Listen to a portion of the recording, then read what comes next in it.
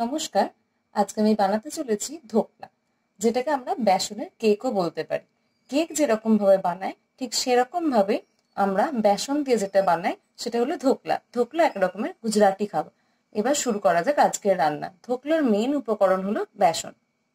এই বেসনটা আমি মেপে নিয়েছি এই কাপের পুরো 1 কাপ। এই কাপের পুরো 1 কাপ বেসন নিয়েছি। টেস্টের জন্য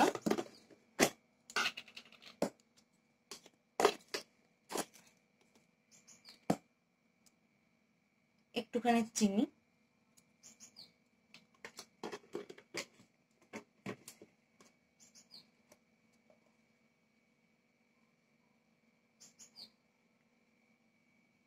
অল্প সামান্য নুন,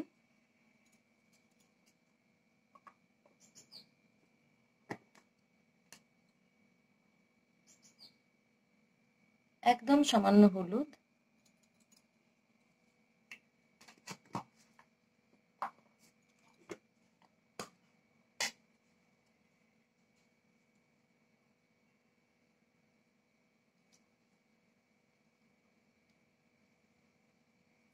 একদম একটু আদা মিশিয়ে নেব।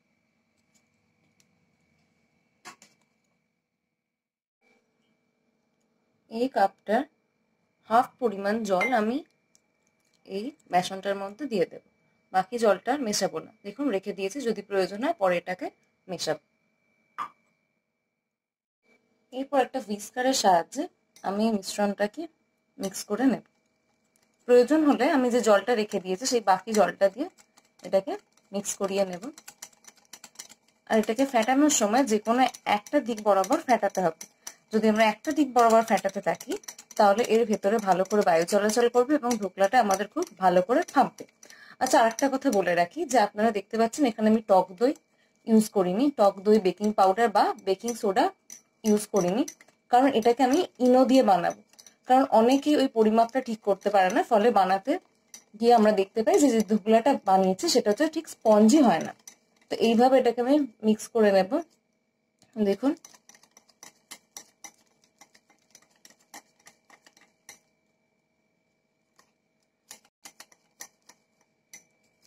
আর এতে আমি দেব একটু অল্প পরিমাণে তেল।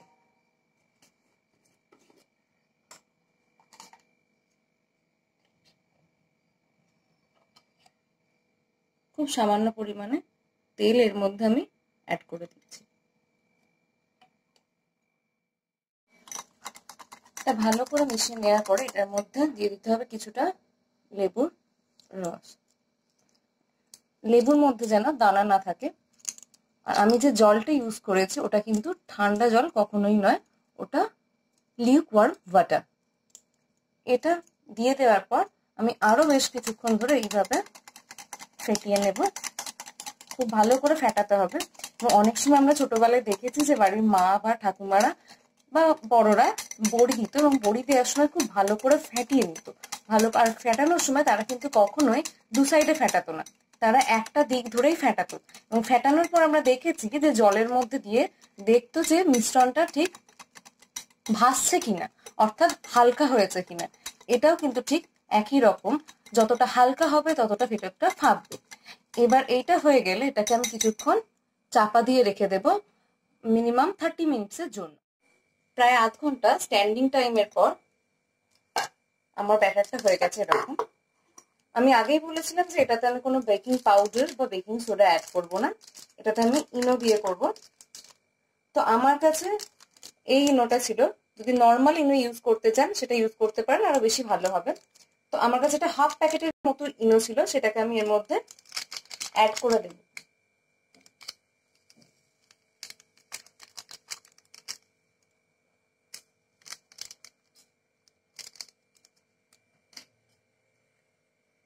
এবার এটাকে অ্যাক্টিভ হওয়ার জন্য সামান্য পরিমাণে এর মধ্যে আমি জল অ্যাড করব। তারপর এটাকে আমি আবার ফেটিয়ে নেব।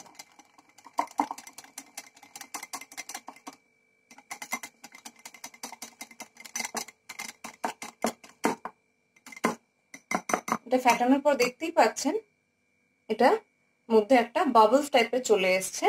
এবার এটাকে আর বেশিক্ষণ রাখা যাবে না, এটাকে একটা পাত্রের মধ্যে আমাকে ঢেলে ফেলতে হবে বেকিং এর জন্য।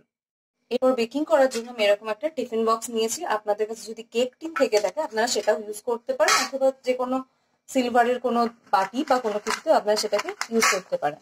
এবং এইভাবে আমি, আমার কাছে বাটার পেপার নেই, আপনাদের কাছে বাটার পেপার থাকলে সেটাও দিয়ে দিতে পারেন, কোনো প্রবলেম নেই। আমার কাছে নেই এখন, সেই জন্য আমি এইভাবে একটা সাদা কাগজ কেটে নিয়েছি, যেটাকে মাঝখানে আমি সেট করে নেব। ঠিক আমরা কেক যেরকম ভাবে বসাই, সেই জন্যই আমি ভিডিওর শুরুতেই বলেছি যেটাকে আমরা বেসনের কেকও বলতে পারি। এইভাবে এটাকে করে নেওয়ার পর খুব সামান্য পরিমাণে তেল এটার মধ্যে আমি দিয়ে পুরো পেপারটাতে অয়েল ব্রাশ করে নেব, যাতে করে ধোকলাটা যখন বেক হয়ে যাবে তুলে নিতে আমাদের কোনো প্রবলেম না হয়।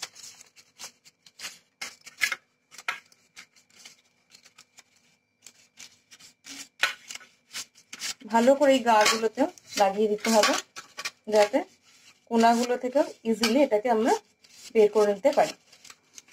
দেখতেই পাচ্ছেন খুব ভালো করে এটাকে লাগিয়ে দিতে হবে।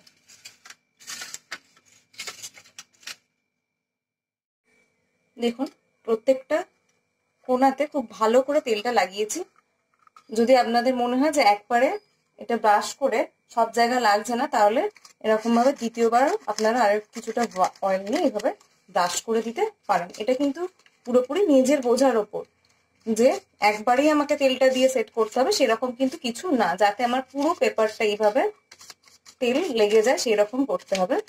এবং এরপরে কিছুটা ময়দা নিয়ে আমি এইভাবে নিচটাতে পুরোটাতে এরকম ভাবে ডাস্টিং করে দেব, ঠিক যেভাবে আমরা বাড়িতে কেক বানানোর সময় করে থাকি।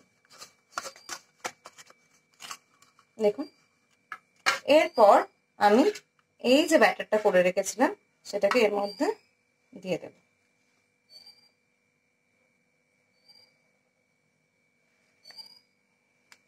দিয়ে দেওয়ার পরে আমি কিচেন টাওয়েলটাকে রেখে এর উপরটাকে নিয়ে এইভাবে ট্যাপ করে নেব।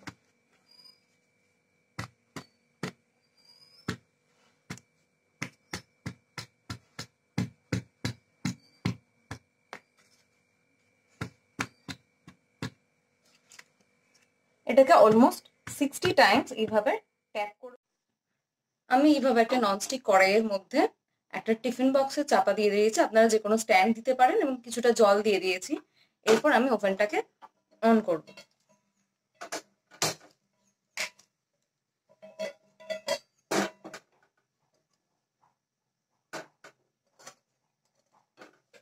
এরপর এটাকে মিডিয়াম ফ্লেমে আমি দিয়ে যে টিফিন বক্সটার মধ্যে ঢোকলা ব্যাটারটাকে রেখেছিলাম ওটাকে এর মধ্যে বসিয়ে দেব। এটা আমার হতে মিডিয়াম ফ্লেমে মিনিট 15 থেকে 20 মিনিট লাগবে। এরপর আমি একটা উপরে একটা এরকম লিড চাপা দিয়ে দেব। আপনাদের বাড়িতে যদি এরকম কড়াই না থাকে, যে কোনো নর্মাল কড়াইয়ের মধ্যে এইভাবে জল দিয়ে ওপরে আর একটা কোনো থালা বা কোনো ডিশ চাপা দিয়ে এটাকে আপনারা স্টিম করে নিতে পারেন। এটা ততক্ষণ স্টিম হোক, দেখা হচ্ছে 15-20 মিনিট পরে। 20 মিনিট পরে এবার আমি এখন লিডটা খুলে দেখে নেব যে এটা প্রপারলি হয়েছে কিনা। তার জন্য কেকে আমরা যেরকম ভাবে চেক করি সেরকম ভাবে একটা টুথপিক নিয়ে নিয়েছি। নিয়ে আমি জাস্ট টুথপিকটাকে এখানে, দেখতেই পাচ্ছেন টুথপিকের গায়ে কিন্তু কিচ্ছু লেগে নেই, তার মানে এটা রেডি। এরপর আমি গ্যাসটাকে অফ করে দিলাম, দিয়ে এটাকে আরো কিছুক্ষণ আমি এইভাবে ভাপে রেখে দেব। এবং এটা ঠান্ডা হওয়ার পর তারপর আমি এটাকে ডিমোল্ড করব। তারপর আমি এটার মধ্যে চাটনি ডালব। অল্প সামান্য তেল দিয়ে দেব, আর এটাকে আমি লো ফ্লেমে করতে থাকি।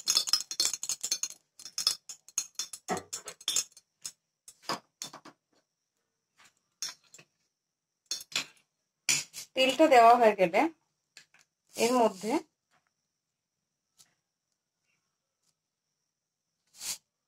আমি কিছুটা কালো এবং সাদা সর্ষে ফোড়ন দেব। আপনারা চাইলে শুধু কালো সরিষাও দিতে পারেন, কিন্তু অনেক সময় কালো সরিষা খেলে অনেকের হজমের সমস্যা হয়, সেই জন্য আমি সাদা সরিষাটা প্রেফার করি। এর মধ্যে অ্যাড করবো কিছুটা জল। এটাকে একটু আমি নাড়িয়ে দেব। এতে এবার আমি অ্যাড করব 2 চামচ পরিমাণ চিনি। আর জলের পরিমাণটা আপনারা ছোট যে আমরা চা খাই যে কাপে, সেই কাপে 2 কাপ দিতে পারেন, অথবা যতটা ভিজে আপনারা ধোকলাটাকে খেতে চান ঠিক সেই মতো দিতে পারেন। আর আমি এতে অ্যাড করব একটু লেবুর রস, কেননা এটা একটু চটপটা টাইপের খেতে হবে, তাই একটু লেবুর রস এতে দিতেই হবে। চাইলে আপনারা এর মধ্যে তেঁতুলের কাঠ বের করে সেই জলটাকে এর মধ্যে ইউজ করতে পারেন। আমি তেঁতুল ইউজ করছি না, আমি তার বদলে পাতিলেবু ইউজ করছি। এবার আমি অল্প পরিমাণে নুন এতে অ্যাড করে দেব। চিনিটা যদি আপনারা বেশি দিতে চান তাহলে আপনারা আপনাদের টেস্ট মতো চিনিটা বাড়িয়ে নিতে পারেন। যেমন আমি এতে আরো 1 চামচ চিনি অ্যাড করব। এটা যখন ফুটে আসবে তারপরে আমি এটাকে নামিয়ে নেব এবং এটাকে এইরকম গরম অবস্থাতেই আমি ধোকলাটাকে টিফিন বক্স থেকে বের করে নিয়ে তার উপরে এটাকে ঢেলে দেব। এটাকে একটু বেশি ঘন করার দরকার নেই, একটু পাতলাই থাকবে যাতে ধোকলাতে এটা সোক করে যায়। এরপর আমি গ্যাসটাকে অফ করব। আর একটা কথা বলে রাখি যে ধোকলাটা যদি আপনারা মনে করেন যে 15 মিনিটে হচ্ছে না, তাহলে ভয় পাওয়ার কোনো কারণ নেই। আরেকটু বেশি কিছুক্ষণ ধরে ওটাকে আপনারাকে বেক করে নিতে হবে। ধোকলাটা বেকিং এর পর দেখুন এরকম হয়ে আসছে, এবং এর কোনাগুলো ভালো করে দেখলে লক্ষ্য করলে দেখতে পাবেন যে এগুলো ছেড়ে ছেড়ে আসছে। দেখতে পাচ্ছেন ছোট ছোট ক্র্যাক হয়েছে, যে ক্র্যাক গুলো আসছে মানে আপনাকে বুঝতে হবে যে ধোকলাটা ঠান্ডা হয়ে এসছে এবং সুন্দরভাবে এটা দেখুন ছেড়ে আসছে, যার জন্য আমি নিচে এরকম ভাবে কাগজ লাগিয়ে দিয়েছিলাম। এরপর এটাকে বের করার জন্য আমি এরকম একটা ছুরি নিয়ে নিয়েছি। খুব সাবধানে করতে হবে, আমার তো কোনোদিনই এটা ভালোভাবে ওঠে না এবং গা গুলো লেগে যায়। খুব সাবধানে এটাকে এইভাবে ছুরি দিয়ে, দেখতেই পাচ্ছেন যে স্পঞ্জি হয়েছে, সেটা বলার কোনো প্রশ্নই রাখে না। দেখছেন কি সুন্দর গাটা ছেড়ে ছেড়ে আসছে।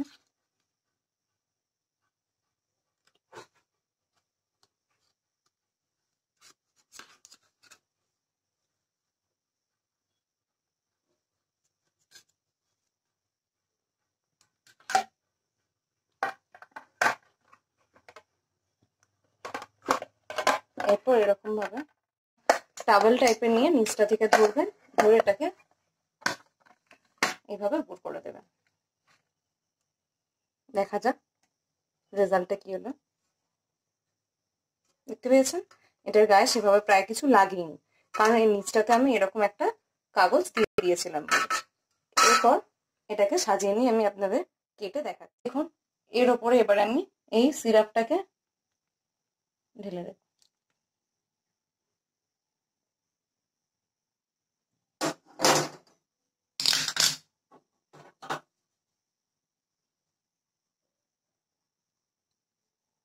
আমি একটু বেশি করে সিরাপটা দিয়েছি যাতে এটা সোক করে নেয়। এবার ধোকলাটাকে আমি কেটে দেখিয়ে দিচ্ছি।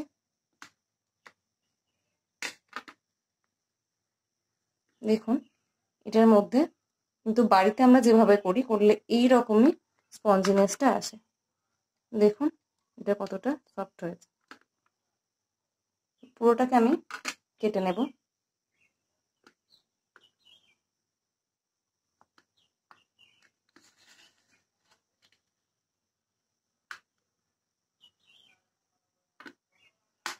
আপনারা যদি একটু বেশি চিনির রস দিতে চান সেটাও দিতে পারেন, এটা যে যার টেস্টের উপর ডিপেন্ড করছে। এটা নিয়ে আমি কিছু বলবো না, কারণ আমরা অনেকে একটু বেশি মিষ্টি খেতে পছন্দ করি, অনেকে একটু টক খেতে পছন্দ করি। জেনারেলি যদি টক খেতে পছন্দ করেন তাহলে আমি বলবো অবশ্যই এতে অ্যাড করবেন তেঁতুলের কাঠের জুস। আর এর ওপরটাকে আমি একটুখানি গার্নিশ করে নেব